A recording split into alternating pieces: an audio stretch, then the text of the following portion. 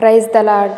ఈరోజు దేవుని వాగ్దానం కీర్తనల గ్రంథము 102వ అధ్యాయము 17వ వచనము. ఆయన దిక్కులేని దరిద్రుల ప్రార్థన నిరాకరింపక వారి ప్రార్థన వైపు తిరిగి ఉన్నాడు. ఈ రోజున దేవుడు ఎవరైతే నా ప్రార్థనకు సమాధానం రాలేదని నిరాశలో ఉన్నారో అట్టి వారితో దేవుడు మాట్లాడుతున్నారు. మన ప్రార్థన ఎప్పుడు వ్యర్థముగా పోదు. మనము కార్చే ప్రతి కన్నీటికి దేవుడు తగిన కాలమందు పంటను కోసే కృపను అనుగ్రహిస్తాడు.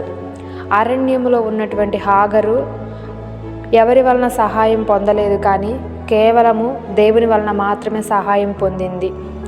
ఈ రోజున మనుషులను ఆధారం చేసుకోవద్దు, దేవునిని ఆధారం చేసుకొని మనం బ్రతికినట్లయితే మనము దిక్కులేని వారమి. కాబట్టి అయ్యా నాకు నీవే దిక్కు అని మొరపెట్టగా దేవుని మీద సమస్తమును మన భారము ఆయన మీద మోపి ప్రార్థించినట్లయితే మన ప్రార్థన నిరాకరింపక మన ప్రార్థనకు అతి త్వరలోనే హాగరుకు ఇచ్చిన సమాధానమును మనకు కూడా దేవుడు తప్పక దయచేస్తాడు. కాబట్టి ఈ రోజున నీవే మాకు దిక్కని అన్ని విషయాలలో మన మీద మనం ఆధారపడక దేవుని మీద ఆధారపడి ప్రార్థించినట్లయితే తప్పక ఆ ప్రార్థనకు దేవుని యొద్ద నుండి ఈ దినమే జవాబు పొందుకొందుముగాక. ఆమేన్.